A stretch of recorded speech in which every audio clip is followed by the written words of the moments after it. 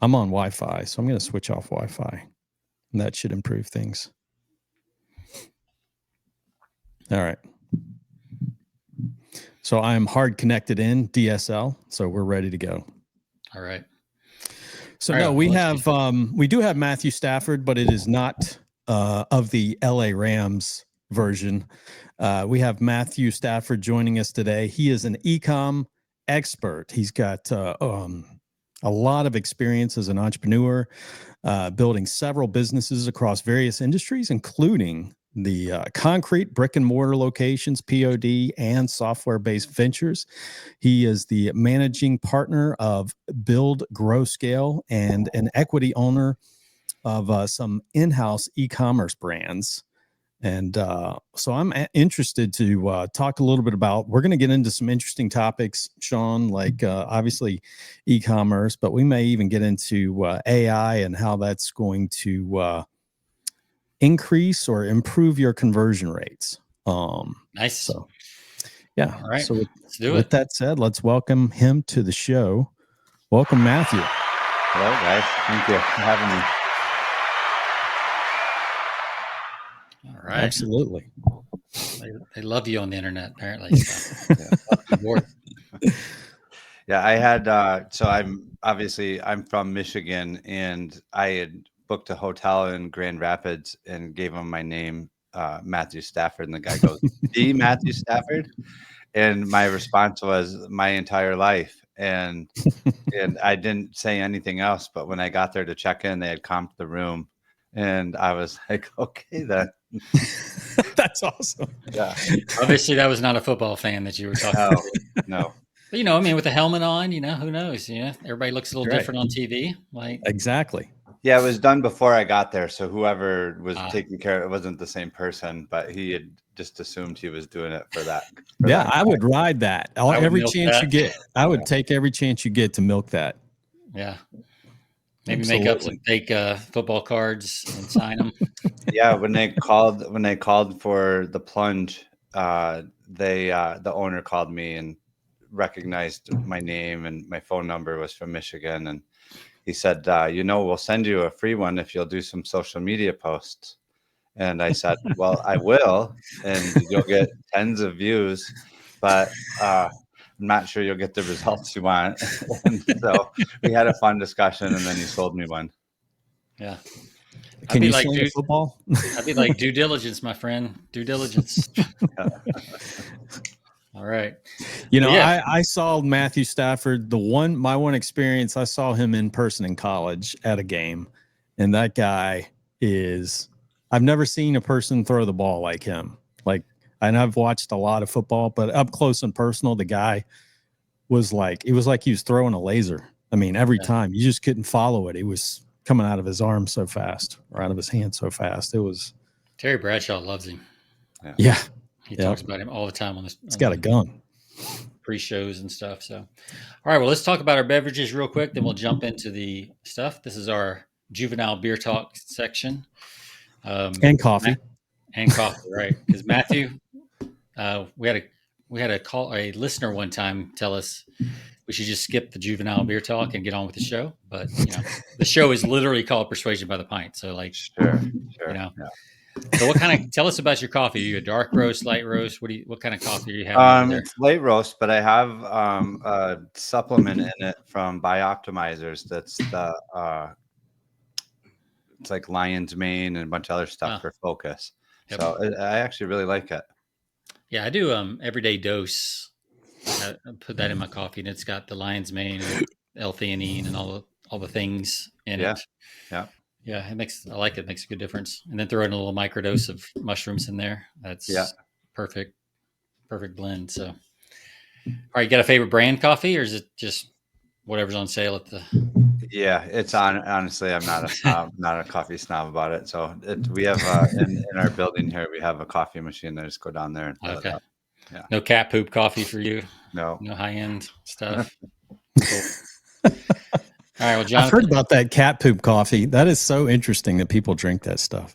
That is, I'm not there yet. So, and they pay a lot of money for it too. Yeah, a lot of money. It was in one of those movies with Jack Nicklaus and was it Morgan Freeman, Jack Nicklaus? I think they talked about it there. Yeah. So what are you having, Jonathan? All right. So this is a first, Sean. I've got this is actually a homemade brew right here. All right. You make it or brother-in-law?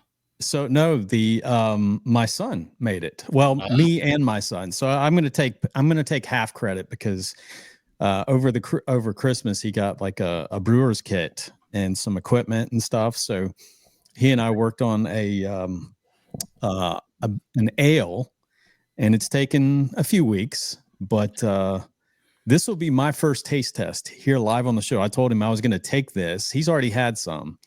Okay. And I told him I was going to take it on the show and sample it and give it an honest rating. It's amazing what these elementary school kids can do these days. Yeah. I told him if it's really good, I'll set him up a lab here at the office, Yeah. Exactly. Yeah. So this is a raspberry. Yeah, it's a raspberry. I'll give you a description because I have to look on the box, the ingredient kit. It is a raspberry golden ale, and it's 8.5% ABV. So wow, nice. Yeah. So you got little measurement devices to measure all that stuff, I guess. Yeah, and you have to be very precise. You have to sterilize everything. You have to. I mean, there's a lot of work. Yeah. That's why we just go to the grocery store. Exactly. How many bottles do you brew in a batch? So we were able to get 8 bottles out of this when we did like a gallon a brew and ended up getting like just over a 6-pack. So and how many hours does it take to do that? Total time we spent was, we break it into stages, but if you put it all together, it was probably 2.5 hours total. Oh, okay. That's not bad. Yeah, it's not bad. All right. Well, this is a repeat on the show. I've got a Coquita ale with coconut, vanilla, cinnamon, and lactose, 12% ABV. All right. Nice ale color. So, yeah, should be good. So, all right. Let's cheers it up.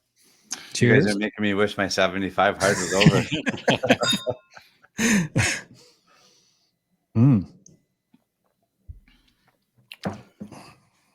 Oh, wow. Is it good? It's very good. All right. And I'm not just saying that. I told him I was going to be very honest, but I know you're brutally honest with this stuff. So that's good to know. I expect a case in the mail at some point. I thought it was going to be a little bitter, but no, I'm actually very surprised. There's a little bit of sweetness to it. Very cool.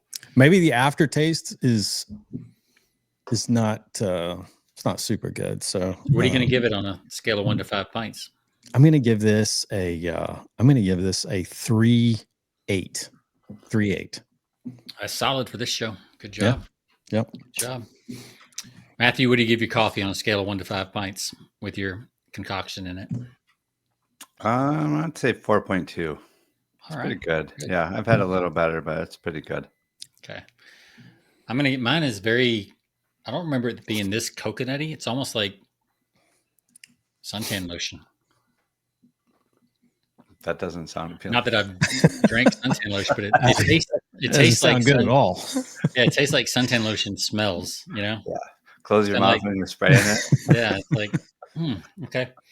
Yeah, I think I remember that from last time now. It kind of grows on you as you drink it. And that's probably the 12%, but for starters, it's getting like a 3. So, yeah. Wow. Not great, but not bad. I got to show. Look at this color, Sean. I mean, look at that. Looks pretty good. Yeah. Looks very good. Nice head. Yep. Well done. Well done. I'll be expecting my case any day. Yes. Yeah, I wouldn't mind making that one again. That's a really good one. I'm surprised. I didn't think it was going to be this good. You're taking the show to a whole new level. I don't know if I can keep up. So we'll see. We got famous people on. Might have to slap a Persuasion label on. I guess. Yeah. Yeah. All right. Well, let's jump into the topic of how can AI increase conversion rates. That's just one of the things we'll talk about. But Matthew, before we get started, give people a little bit of background of how you got here. You don't have to go from birth to now. I don't have much time, but Sure. Yeah. So I actually have always been entrepreneurial. I started right out of college and ended up building a concrete company.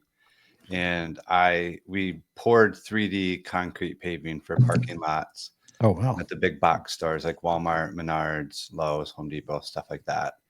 And it grew to the point where I was on the road about 200 days a year.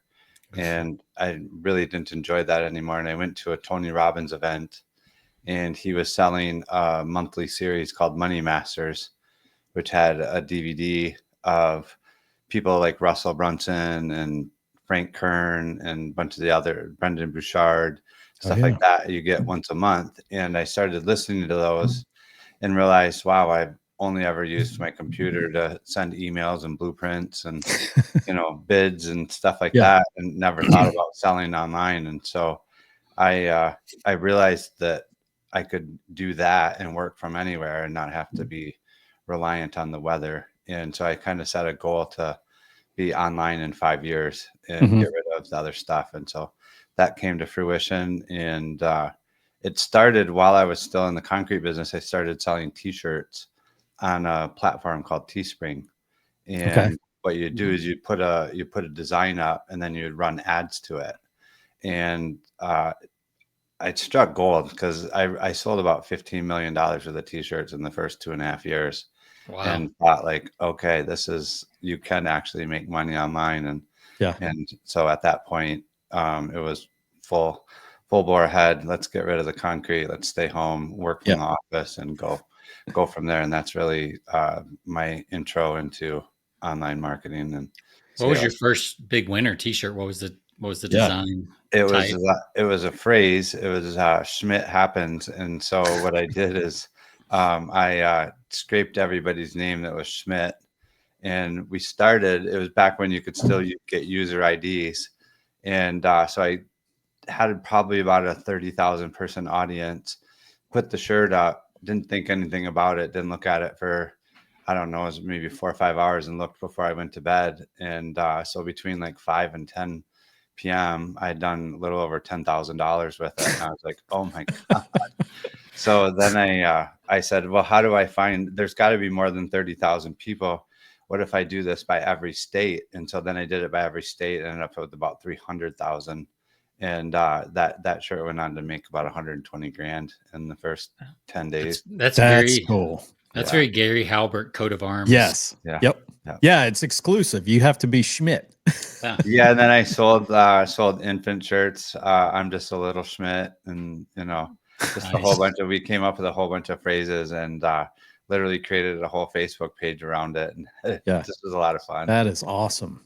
That's cool. That's cool. I saw an advertisement a few years back for Teespring, and like a course on how to do it. And they were like, if you take a farmer and fishing, and you figure out something that kind of goes together, so you're kind of creating this little niche, and you create sayings around that. But that's very cool. Like I know around St. Patrick's Day, I get stuff for my name because I'm a Mick. Yep. It was very true. It was very quick that you got rid of just the niches themselves, but then when you got creative and combined two interests that people would like and have a little bit of creativity, there was just an enormous amount of money made for people. Yeah. And I really got good at running Facebook ads. And after I stopped selling the t-shirts, I had a couple of really large pages. So I opened an e-commerce store and realized that ads were very volatile. And so figuring out the data on the website, cleaning that up, made the ads work a lot more consistent. And that's kind of where I came up with, traffic's not your problem. Everybody thinks, we just need to buy more traffic. Well, the average e-commerce store converts around 2%. Right. And so I'm looking at those numbers, and I'm like, everybody else wants to buy 100 more visitors. I had 98 people that raised their hand, said they were interested in what I had to sell, came to my site and left and didn't want it. I'm going to find 2 more of those 98 that left. I'm going to double my business. And that's a lot easier than trying to double your traffic and keep your conversions up. And once we did that, then we could spend more, and it was just off to the races. Everybody else is teaching ads, and we learned how to optimize the site. So was that through like retargeting, or did you do something on the page to do that, or Yeah, on the website itself. I actually ran across a guy that said for $1,000 he would give you 6 phone calls, 1 a week, and teach you Google Analytics. Okay. And at that point, I had no idea. All I had done is run ads and started my store. And seeing the data that was in there, even at a very high level, because all we had done is just clicked on the enhanced marketing in Google Analytics. So we had maybe about 30 or 40% of the data that we work with now by using the tag manager. But it was enough for me to see what people were doing, go and make changes. And it literally just catapulted our ads from, we were doing a couple hundred sales a day to 1,000 sales a day. So I'm curious, like what were some of the changes? Like what was one of the big changes that you did on page that made that kind of difference? Yeah. So the page, or the differences between what we did back then and now are a lot different. What I will say is you could get away with a lot more back then because kind of the Wild West. Yeah. Now you really are competing with other brands who have over the years continued to evolve and get better. And so what I would say now is in all reality, you got to make your site Homer Simpson simple. And as much as people, they fall in love with their site and think that it has to be this big fancy thing because that gives them the warm fuzzies. But what they don't realize is it actually hurts conversions a lot. And a lot of times they're trying to copy some brand that owns their traffic, thinking that must have been how they got big, and really trashing their conversions. Another issue that I see is they're trying to do their own customer service. And so every time someone writes in with a problem, they try to go fix it on the website. And after a while, the website just becomes very bloated and confusing instead of understanding how to enter the conversation where the customer is. And a good example of that would be like add to cart or quick buy on the homepage. Dumbest thing I've ever seen. You have $100 average order value or a $200 average order value. That customer doesn't have enough information to make a $200 add to cart decision.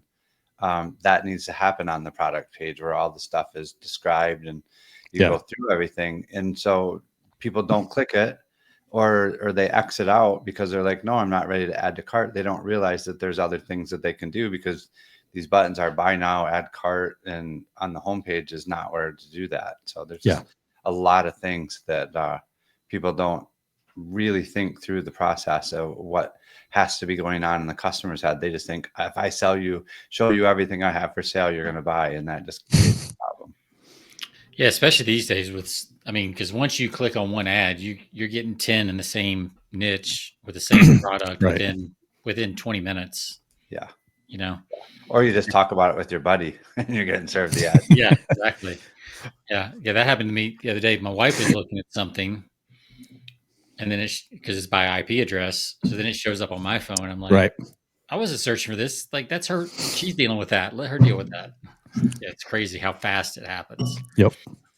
And how many competitors, like, it's amazing how many competitors there are on niches you would think were pretty small. Yeah. It's like all of a sudden there's 10 of them. You're like, geez, where are these?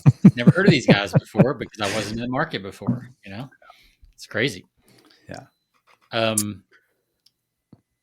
Yeah, I was looking at a travel bag this week for traveling overseas, kind of a week-long bag that's lightweight, and all of a sudden it's like one after the other.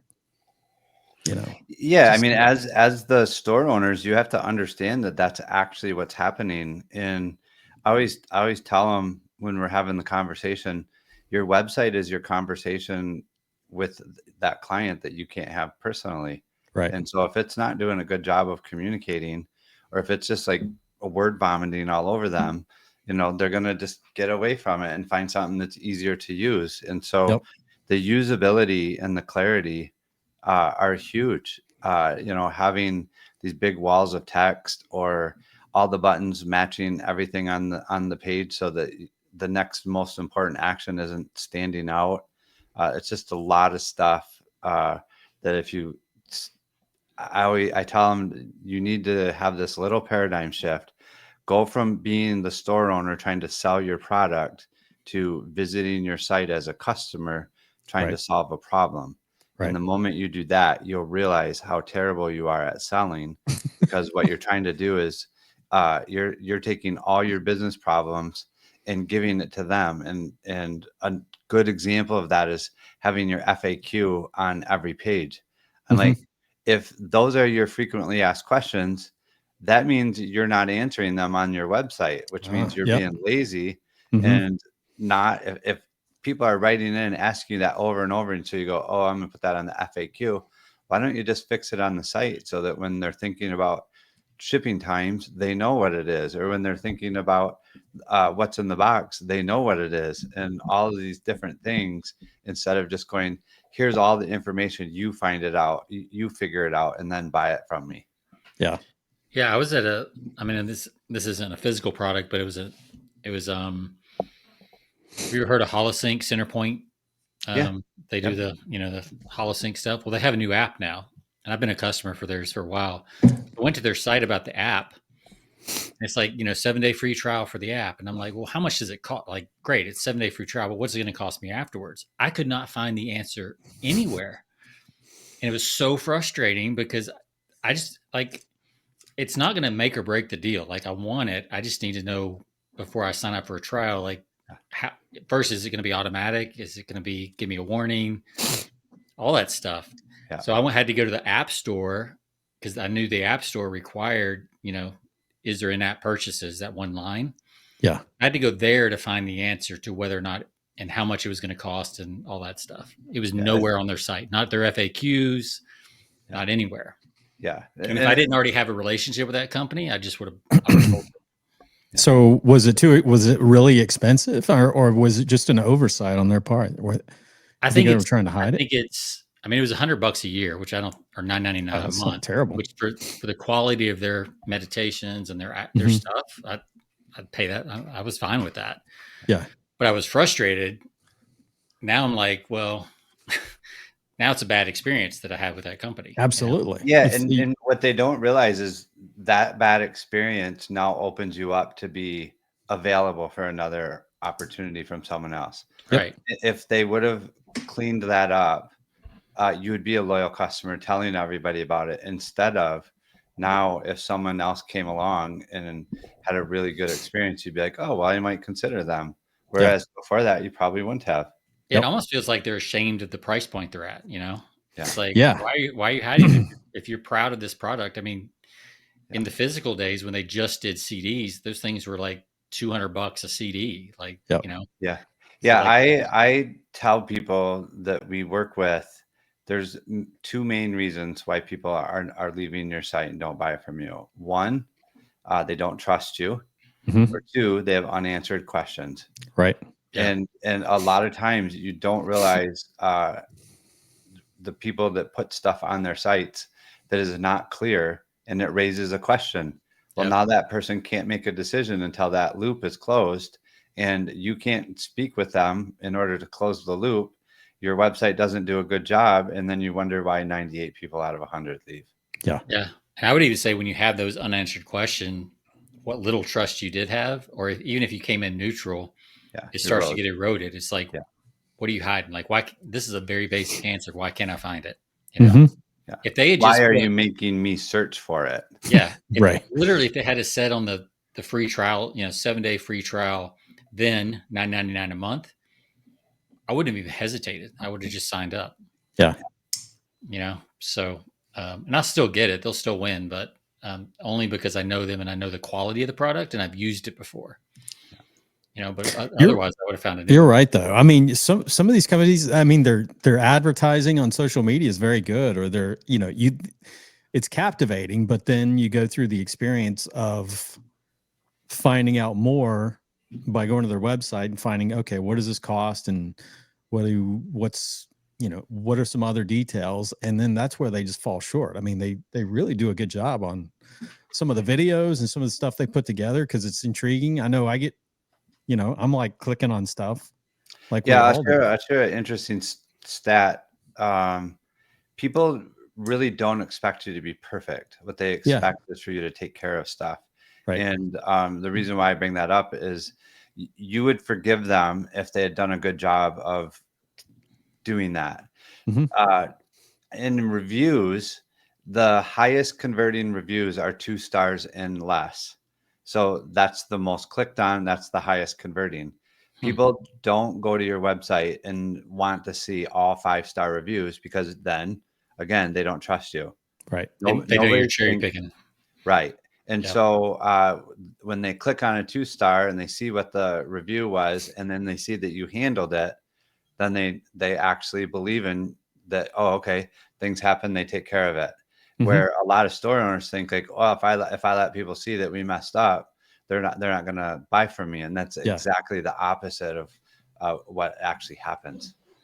Well, I'll tell you a quick story. And there's this coffee company who came up with a brilliant marketing angle.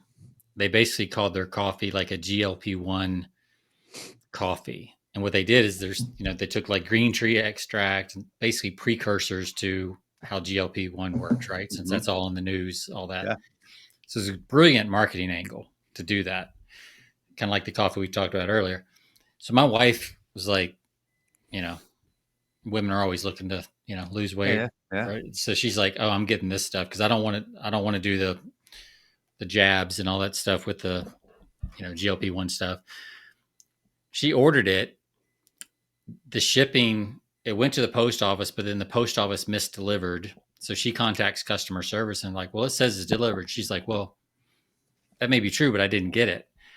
And she was complaining, and they would not handle it. They're like, well, you got to go to the post office. Like, they would not handle it.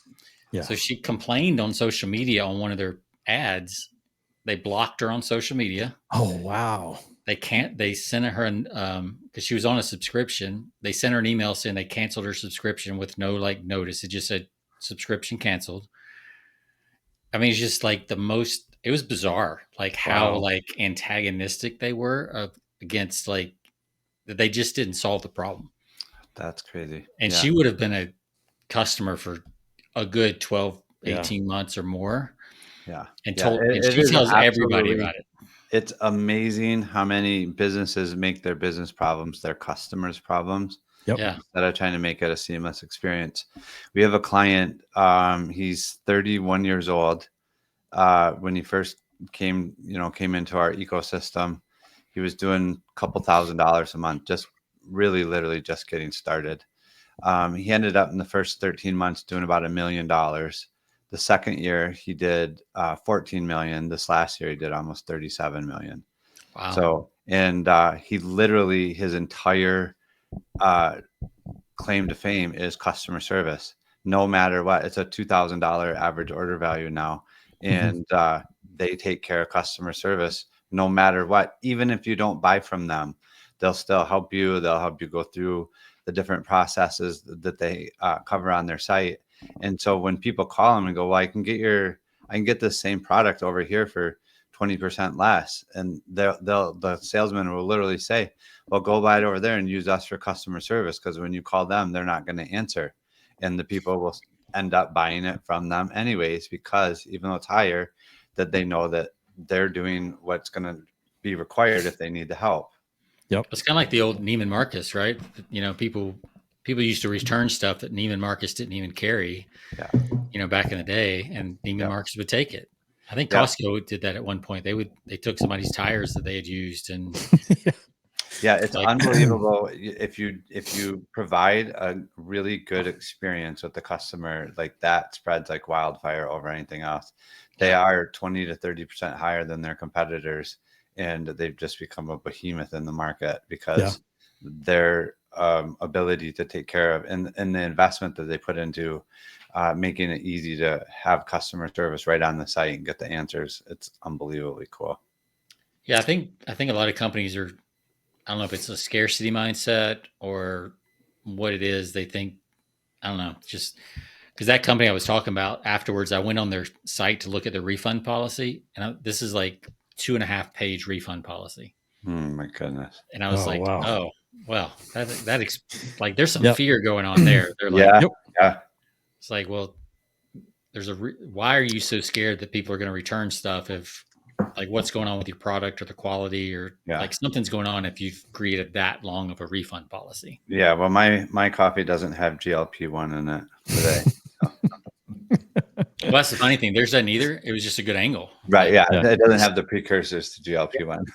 It was basically green tea extract, I think is all it was. So I was like, so I told my wife, I was like, well, there's like 10 other coffee companies that put that in their coffee. So, here you go. But they're blowing a good chance because that was a brilliant marketing angle. Yeah. Like they had the science right. Yeah. They sold it. But man, if they're treating customer service like that, they'll never make it. Well, they're hiring the people that they put in place are just killing their business, which are probably just, people online, who knows, young kids who know that have an attitude or whatever. And these are the kind of people that will destroy a business, Or it's just founders who are scared of returns and refunds. Yeah, I could tell you, based off of the title of the show, can AI increase conversion rates? They would do a much better job if they would put a bot on the site that took care of customer service and let that handle it. Because I have a friend who has a platform and he put one on and his customer service went from a 76% rating to 99. And it was literally because, that bot is never in a bad mood. Now they're programmable. You can put them in, very friendly conversational tones. It knows everything about your product. It can answer any question. It can go find your order. It can do a whole bunch of things. And it's never overworked. It's never offline, and just takes care of stuff. And if they would have had that type of a customer experience again, even if it was lost, then maybe it would have sent out an email to the post office or whatever. Like there's just a million things that you can do that would be a different experience. Yeah. I remember, Jonathan, I don't know if you remember, we had Rich Sheffrin on the show. Are you familiar with him? Really good friend of mine. Very good friend of mine. Cool. Yeah, cool. I'm actually moving down next to him beginning of April. Yeah, nice. Is he in Delray or is he in Delray? Yep. Yeah. I'm in St. Pete, but I'm moving down there to Deerfield Beach. Man, I love Delray Beach and that whole area. That's where I learned it. That's where I learned copywriting is through AWAI. So used to go to boot camps and all that. But he said 2 years ago when he was on the show, he showed us some deepfake videos back then, like before everything got going from his launch that he did.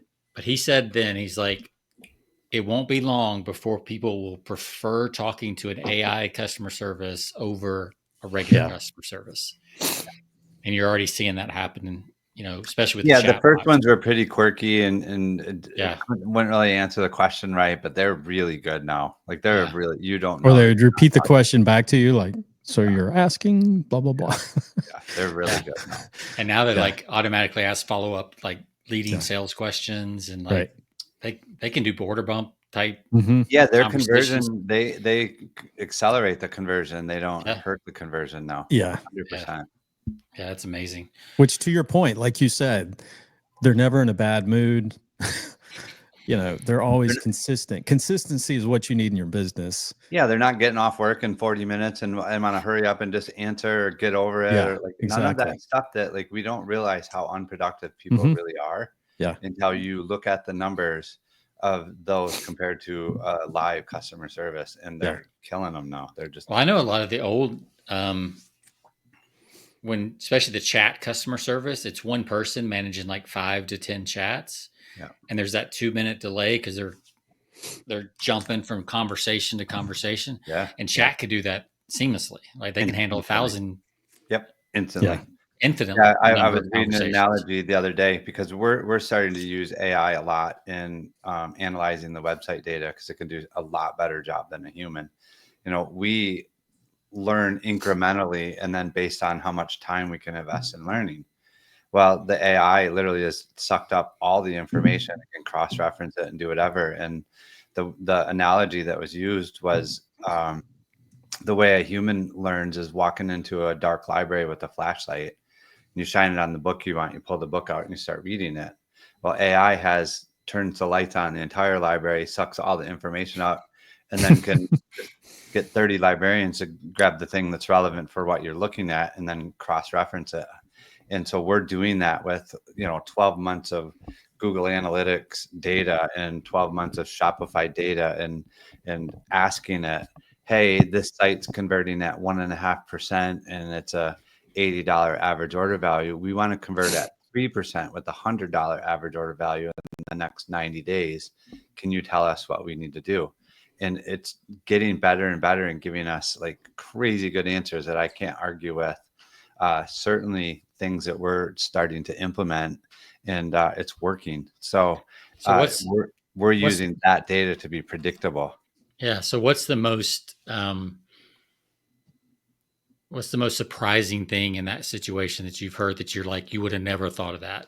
Because like I use AI sometimes for copywriting and some other things, and every once in a while there's a one-liner, and I'm like, holy crap, like that is good.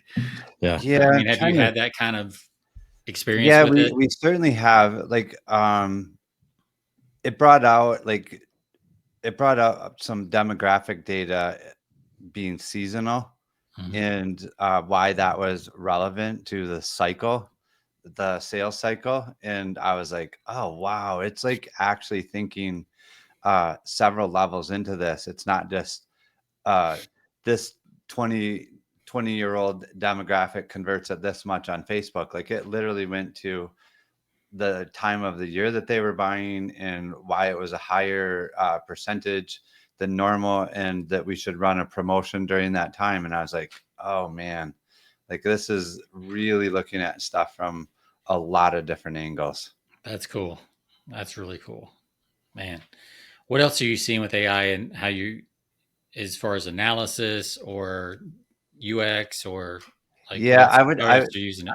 I think obviously a lot of it's trying to replace, the people that do what we do, the simple stuff. So I think really the buttons and text and things like that, it's going to be able to make that much more dynamic than what we can do as humans. And then I think it's really going to be on us when we look at that data to come up with behavior change ideas using the data that it's giving us. And that's really where the next set of wins will be. I think we really will over the next 6-8 months. I think that e-commerce in general could convert twice as high as normal, just because of the fact that, the bar that has been set so far right now is pretty low. Like if you're taking your customers on a sales call and you had 80 of them call, you probably sell 60-70% of them. That's not happening online because the conversation isn't as dynamic as a phone conversation. But to go from 60 or 70% to 2, I definitely think that we're going to be able to use the insights and the data from how people interact with a website to drastically improve the conversions over the next 6-8 months. Do you guys do any like 1-800 number type stuff, or do you strictly do online? Yeah, we just do online. Yep. Yeah. We have everything to do with a website. So when they click on something, land on your website till they give you money, that's our specialty. We don't run media. We help media work better. Okay. Really, media companies are our best referral partners, because when we go in and clean up the site, make it convert higher, they can scale their ads. That makes sense, right? Yeah, they can actually afford to keep the ads running at that point. And some PE firms use us too, because we can go in and all they care about is money. They're not worried about the not near as much about, if it's a button color this or that, or does it match my theme, and They want sales, which is how you really build a brand. So I'm looking at your press kit that you sent here for some questions. I want to know about psychology and the buyer behavior. How does that influence conversion rates? I would say that's literally all I focused on. I believe that the way we teach principles, not tactics. Yeah. So tactics expire. The way people interact with your website is human nature. And so a lot of those things is where I've come up with my ideas for testing. One perfect example is on the checkout page where people ask for your email, your phone number, and your information. I was reading a book by Robert Cialdini called Persuasion, and he says people don't mind giving you information if you give them a reason why. And in there, yeah, we're asking them for their email and their phone number, which are very private to people, and they don't want to give it out. And we track the form field errors, and the email and phone number were huge error numbers, like 200-300% errors compared to other forms.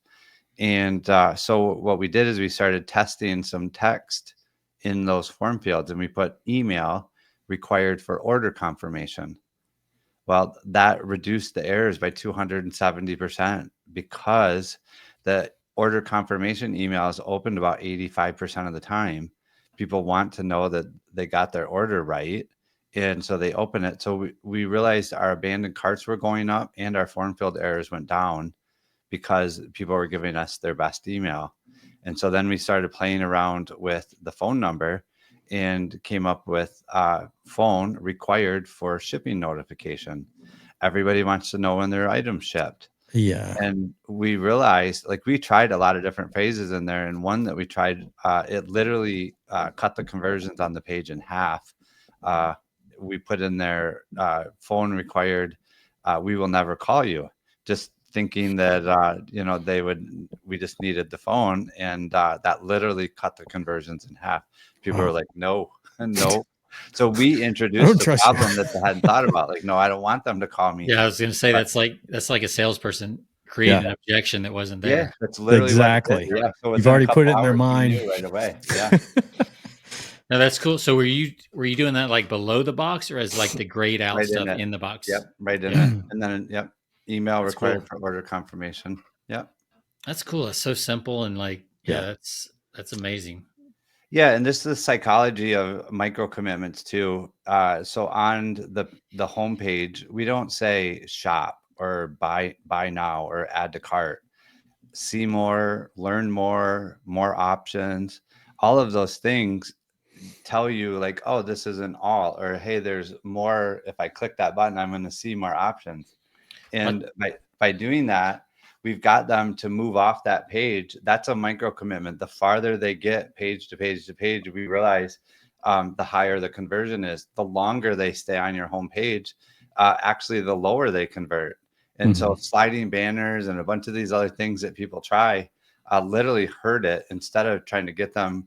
Your homepage is designed to build trust and then easy navigation to what they're looking for. So a search bar and your money-making links, that's what you want. Anything else shouldn't be there. Yeah, that makes sense because like when I write Facebook ads, for different copy clients, you have all the different options, and learn more is one. And for a long time, there was this thing in direct response copy, especially, long ago. It's like you never use the word learn. Like that was a dirty word in like old school copywriting because it's like, oh, that reminds people of school work. Work. But learn more on Facebook ads has been by far the most successful call to action. And it makes sense for what you're saying because I've seen people be like, buy now, and it's like, wait, if I click this, but it's not even logical. It's like, if I click this button, is it going to start an order? Right. Yeah. I haven't given. Before COVID, only about 10% of sales were done online. Like literally, we've all been selling online for a long time, so we just assume everybody does it. Yeah, it's not true. During COVID, it got all the way up to 33% of sales are done online. Now it's back to like 27, 26%. Yeah. We, just because we've been doing it for 8-10 years, there's a lot of people that are still just getting started, just now finally trusting it, just now, that's their lifestyle, and it's becoming more and more. But people make a lot of assumptions that, oh, I know what that means. They think that their customer knows what it means. The moment you start doing customer service for some of these brands and you see the questions that people write in with, and you just like, common sense is not that common. Yeah. Well, I've seen a lot of situations where it feels like if you click that button, you're starting the order instead of learning more about the order. Right. 100%. And it feels very like Yep. Oh, I'm not there yet, buddy. It's like the website is leaning in for the kiss and you're not there yet. Yep. 100%. Yep. And it's You like, haven't even got my name yet. yeah, it's like slow down here, killer. Yeah. Yeah, I saw that on I'm doing some sales for a client just to like learn their customers and things like that. And their finance form, they use a third-party finance form. And that link, even to fill out the application, the first question is like checkout. And it's like, whoa, like it should say application, not checkout. Yeah. Just little things like that. It just puts that little bit of a speed bump in the way. Yeah, a lot of times it's unconscious. They don't even know what feels off. Yeah. And they say that because again, with the persuasion techniques, they say that language is only about 6% of communication, and the rest is tone of voice and a few other things and body language. And I believe that that's very similar to websites too. The text matters probably a little more than 6%, but all the other factors are also playing a role in whether someone feels comfortable or not comfortable with your site. Yeah, that's a good thought. Like, tell me more. Like what is it? I know it goes beyond colors. Like, what would be the body language equivalent on a website? Well, one thing, like if you have walls of text instead of ways for people to figure out the question that they want to get an answer to, like tabs work great. You could have a shipping tab, you could have a details tab, you could have a refund policy tab, or progressive disclosure, and multiple different ways you could do that, instead of making them go through all that information to find their answer, or like you go through all that information and still not even say what the price was. Yeah. Instead, you could have said, monthly subscription, click the tab, and explain all that to you. Now you didn't have to go through the shipping policy. You didn't have to go through the refund policy, because you didn't care about that. You cared about the one thing. And so that matters a lot. And then when it's there, people want to be able to skim and find the point that they're looking for and get their answer, not have 3 paragraphs that are, the most amazing product ever, da, da, da, da. I always say, according to who? The person, you saying all that, it's not actually helping the sale. It's preventing them from finding what they want. They don't trust you. Right. Yeah, it's like the movie Elf, world's greatest coffee. Congratulations. You did it. I just had something I was going to say. Jonathan, you had a question. I'll remember. Yeah. Going back to, you were talking about some of the principles of influence. Going back to social proof, because you were saying something interesting earlier, that people kind of are a little jaded with testimonials nowadays because you don't know, or ratings, I think is what you were saying. Like if you see all 4 or 5-star ratings, then you're kind of a little suspect, or a little sus, as my kids say. What are some other ways of social proof that you're seeing that your clients are incorporating outside of just testimonials? User-generated content works really well. People don't want to be the first one to try your stuff out. They want to know that other people have tried it and have a good experience. Amazon did a test, and over 200 reviews, it actually doubled their conversions when they got above 200. And then they said in the report that it didn't matter how many above 200, it was a diminishing return. So that was kind of like the sweet spot. People feel like, okay, with a couple hundred reviews, they've helped enough people now that this is not a fly by night or a startup or whatever that I might get jaded and ripped off. Right. Makes sense.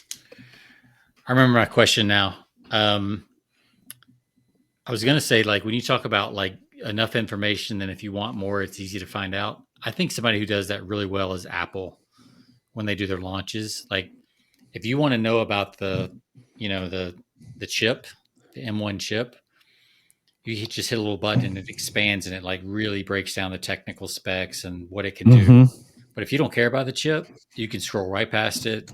You don't have to read any of it, and you can get to the camera or to the whatever, Exactly. You get to answer. You don't have to go through everything to find your answer. Yeah. It's very drop down. Like, okay, I want to know more about this. I click a button, it expands. Yeah. I love that. We have tried like to mimic things on Amazon and Apple and a few other different things.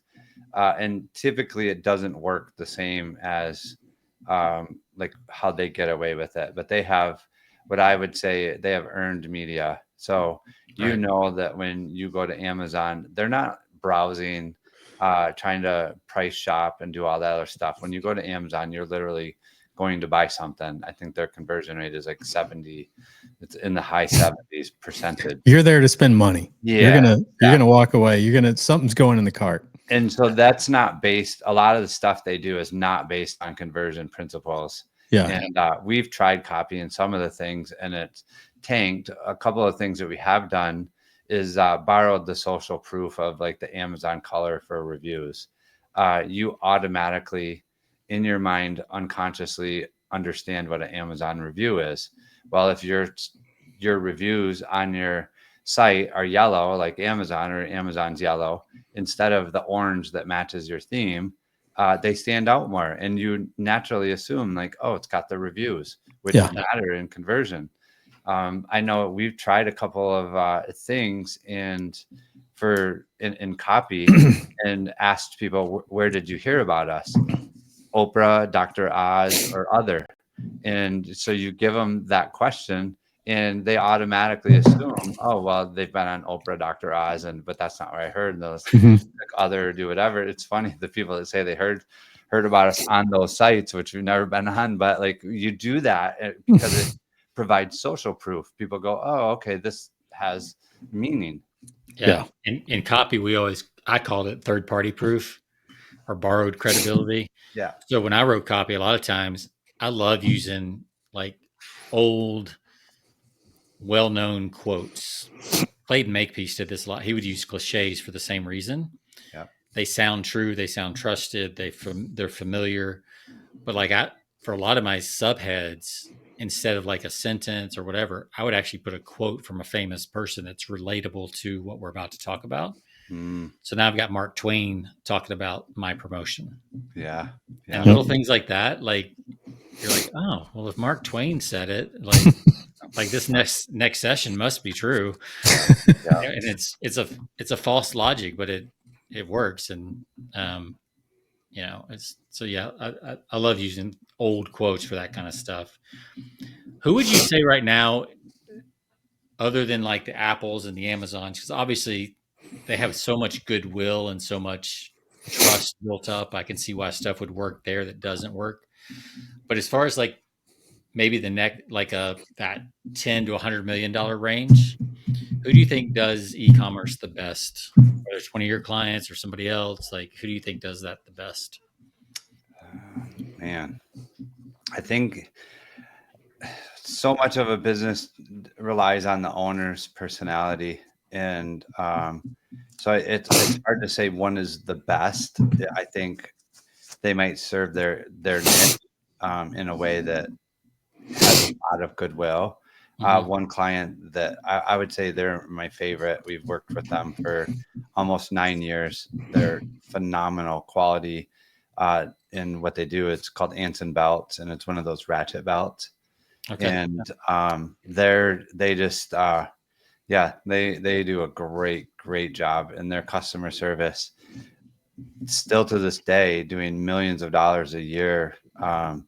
You don't know if the owner's going to answer when you call customer service because it's a father and son. And a lot of times it's one of those two people who answered the phone and will literally take care of customer service.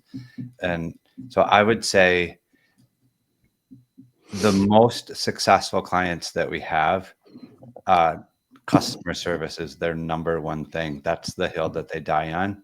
And when they do that, it builds enough goodwill over time that the customers come back again and again. So I'm gonna give you a little sneak peek. I'll scroll back up, go right below that image right there. Okay. You'll see the see hows.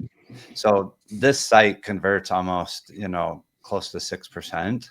Okay. If somebody clicks a see how button, they click at double digits. And so one of the conversion tools that we used on here was we asked on the thank you page when someone buys, leave that one open for a second and I'll share the story. When someone buys, we ask the question, what was the one thing that almost made you not buy? And so those people they'll tell us exactly what was confusing or was difficult about the site. And we use those and go back through and optimize the site. Wow, they didn't understand what mix and match meant. And so when you click play right here, it's 26 seconds. So you can just play it real quick. And he'll show you in 26 seconds what that means. We won't be able to hear it, but yeah. Yeah. So for those listening on the podcast, we're on, what is it? Anson, ANSON belt.com.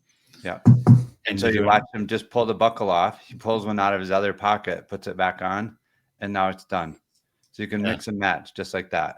So now instead of converting at 4 to 6%, he converts over 10% for every single person that clicks one of those see how buttons and answers one of those questions that people didn't understand. Interesting. Yeah, there's a wealth of information if you just ask, right? Yeah. And a lot of companies don't ask. It's like, I'm amazed. Like, we've been a Peloton user for, probably since 2017, maybe 16. So way before they got popular with COVID and all that stuff. And I'm amazed that a company that size never sends out questionnaires, never sends out surveys to their users about, hey, what would you like to see for Veterans Day? What would you like to see for Pride Month? What would you like to see for, it's like, before you make some of these big decisions, why don't you ask your people, right, what's going on? So, yeah, it's amazing. If you just call, slow down and ask people, they'll tell you. What else? What other big secrets have you found with your clients? I would say probably another tactic, or not tactic, but principle that has stood the test of time is a hierarchy of focus. So what I mean by that is always having the next most important action super visible and obvious on the page. So when you're on a category page, the buttons to click into the next section or the filters are the next most important action. So that's what everything should be centered around. The same with on the product page, the add to cart is the next most important. So if your theme is black and yellow, that button is not going to stand out if it's black or if it's yellow. It should be blue or green or red. I try not to use red just because red kind of signifies like an error on a website. Or stop sign. Yeah. But any other, the color itself isn't what matters. What actually increases the conversion is that it sticks out and doesn't blend in with everything else. And when it does that actually increases conversions. So that actually increases conversions on every page if you use that principle, because every page has the next most important action. Mm-hmm. So you use I know graphic designers might use a primary and a secondary color, and there's like an opposite color wheel color. Do you do that, or you just? We don't even get that fancy. Okay, you just test different colors. Yeah, the ones that they'll allow us. Many of our sites use a green button. Yeah, that makes sense because probably. Yeah, so tell us about some of your, what industries are you in? We'll start wrapping up here, but who do you consult with?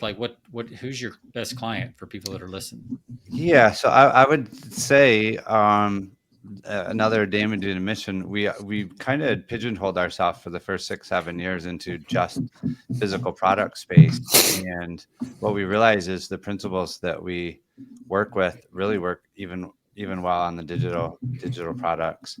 So we have a company that sells golf training, and they did about 60 million a year. And so we put that question on their thank you page, and we got 540 responses, and 470 of them were the videos too long. And I was like, they said, no, we can't shorten it. We've tried shorter versions. It doesn't work. Like, it just doesn't convert as much. And we came up with the idea. We said, do you watch your videos on 1x speed, or do you watch them on 1.2, 1.5, 1.7? And they're like, oh yeah, we definitely speed them up. I said, well, let's try that. And so we did, and they got a 10% lift. So for them, that was a $6 million win. And wow, so there's we've just that one little tweak, speed it up. Yeah, give them the ability to speed it up. Yeah. So that's great. People that were exiting because they could watch it faster, they decided to stay. Which is crazy, because you never see that option on most e-commerce sites, right? I mean, you can't do that. You can't speed the video up. You have to watch it, or you can probably skip a little ahead. Maybe you might have control of that, but that's why I have video speed controller as a Chrome extension, because I can go through any video. And so what I would say is it's not the industry, because data is agnostic. And we really use the data to make our decisions. We do this all day, every day. And if we're guessing, or we don't have data early on, probably half of our tests win or less. And so we have companies that have a $3,000 average order value, and companies at $50. So it's really the data that matters, and having good, clean data. So the product itself, I don't think that matters. Yeah, I think there's a market. I mean, would you agree that there's a market for almost everything now these days? Mm-hmm. Yeah. I mean, it's like, absolutely. And every price point, like, people aren't afraid. So obviously the higher price points do much better if it's like click to call, or, fill out a form. And you give them that option as well. So we have a electric bike company that we did a lot of optimizations for. And what we did is when someone would abandon cart, we would zap that over to a Slack channel, and the salespeople would pick the phone up and call the person back right away. And they made about 2 sales a day. Well, it's a $4,000 product.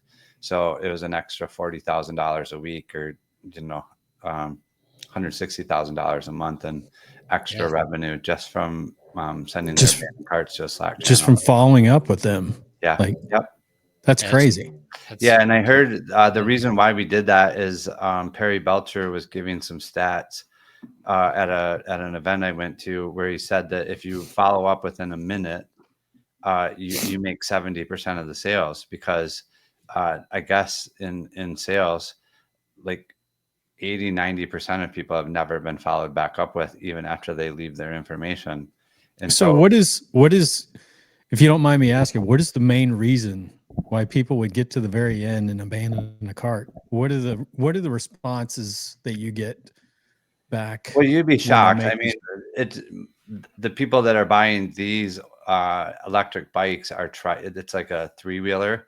They're definitely older. And so for them to actually trust buying something that's $3,000-4,000 over talking to a real person, it's just not the same for them. And so it's the demographic. Yeah, for sure. It's an issue. It's a large investment to just click and okay. And again, it is the trust or an unanswered question. And a lot of times the answers are very, very simple. Like, it's not a hard question, but they just want to feel comfortable for their. They want to know humans behind it, human being. Not it's somewhere in China that nobody's cares. Exactly. And then they know that they're put together in Grand Rapids, Michigan, and and they're like, oh, okay, great. Well, I think there's also a certain demographic, especially like our parents, so the boomer generation. I mean, they were trained their entire buying life to either get 3 quotes, or to look the person in the eye before you buy, or like they were trained to ask questions before you buy, right? Right. Yeah. So if they don't do that physically, like, it just feels off to their nervous system, like literally. Like they were going to 3 or 4 dealerships before they made a decision on a car. Yeah. Now you can buy a car on Amazon. Like it's and you go the other end with, what is it, Gen Alpha or Gen, millennial, like I guess Gen Z probably. Like You don't want to talk to anybody. Like, how can I do this without talking to a single soul? Right. Please don't make me talk to anybody. Like, so you have to know your demographic and psychographics within that range for sure. Yeah, I tell people all the time, sites are contextual, and it's 100% based off of who is your buyer. Who is your buyer? Yeah, because the tricycle guy, they're going to want to talk to somebody, but the one wheel, consumer, they're just going to drop $1,500 on a credit card and ship it to me. It's like, it's amazing how different. Well, I can tell you in that golf, you talk about the golf training, because I'm one of their demographics, probably, that they market to. You probably already bought from them. I probably am on their list. I've been on their list at some point. Yeah. But that is, I mean, that's an area, or that's a demographic where you typically, and I'm sure that this is true with your client, you're basically offering at higher prices because your market is at a place where they spend more money on stuff like that, right? Equipment, training, you name it. But those are also, just as we were saying, those are the people that kind of want some personal interaction, right? A whole bunch of them. One of the upsells is that you can go hang out with one of the pros, or have a 2-day class with the pro, and So 100% they want that. Yeah, you can't do it 100% just throwing out videos to them. They want some other, some other connections. And I know a lot of these companies out there, may not be yours, but they do, in addition to the online training, they do a lot of these in-person events and things like that all across the country at various times. So yeah. I worked with the CEO, and he was old school, came up through Procter and Gamble, and he would not do business with a software company if they did not have a number and a person that he could talk to when something went wrong. Right. Like if it was a support desk or, email system, that was a deal killer. He wanted to be able to pick up the phone and call somebody when he needed it. Yeah. I don't blame him. It is more annoying than anything. Like, you literally can't get a hold of someone, and then those dial-up systems are not. They're not foolproof yet. That's for sure. Looking at you, everybody from ClickFunnels to GHL, and can't talk to anybody. So, Matthew, it's been a pleasure, man. Thank you for spending some time. I wish I could. I was on Delta. Speaking of like frustrating e-commerce experience, I was on Delta's website yesterday trying to get flight reservations for in a few weeks to go overseas, and it's just like the whole e-commerce experience there was just, I wasted probably 45 to 50 minutes of my time. Because what I would do is, like, they would give you options for like these different levels. If you didn't want to fly cabin, if you wanted to do like business class or comfort plus or whatever, you select on that, and it's like, oh, great. Okay, great. I go to the next thing. And then when you go to select your seats, there's no seats available. It's like, why did you take me through this process when there aren't any seats available? And they don't understand. I don't understand how they try to push more and more people to their sites without optimizing them first. Because it just creates unhappy customers. Yep. Yeah, absolutely. And flying is already enough hassle. Like, you don't want to. You don't want them arriving there pissed off already. Or with that in the back of their mind that it was a process just to get the ticket. So it's crazy. Well, thanks for having me, guys. I really enjoyed it. Absolutely. Yeah. So how do people find out about you? BuildGrowScale.com, and obviously you can email me too at matt@buildgrowscale.com. I read all my emails. I'd love to, look at your site for you. We'll give you an audit, do whatever, and provide some value. All right. Well, Matthew, this is good. I would love to. So I'm in a industry specific podcast that I do. That I think I've got a lot of clients in my industry that could benefit from this, that do sell online in the plastics and composites industry. So I need to touch base with you after, or shortly after, follow up with you by email and talk to you about having you on that platform. Yeah, that'd be great. I'd love to. Thank you. You bet, man. All right. Well, Matthew, if you got a second, we're going to put you in the green room. We'll wrap up and then we'll come back and do a little post-show chat. Okay. Sounds good. Thanks, All guys. right. Yep. You bet, man. That's good stuff, man. Yeah, some good amazing there. Yeah. All the little details, the little subtle details. Yes.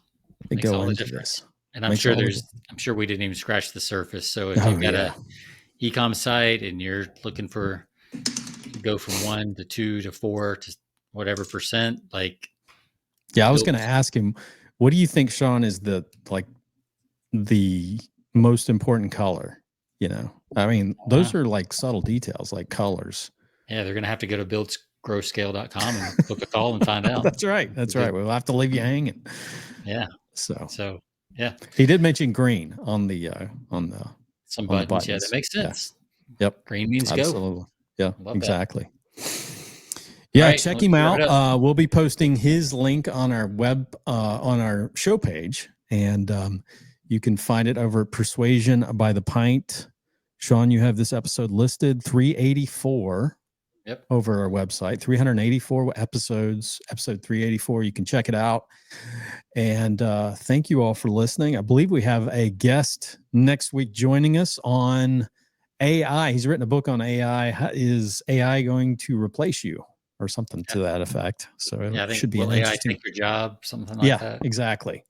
Yep. Yeah.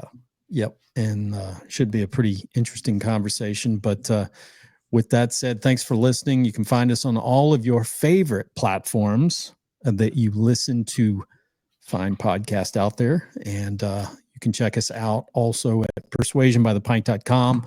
Leave us 5 stars. We appreciate it. And we will see you all next week. See ya.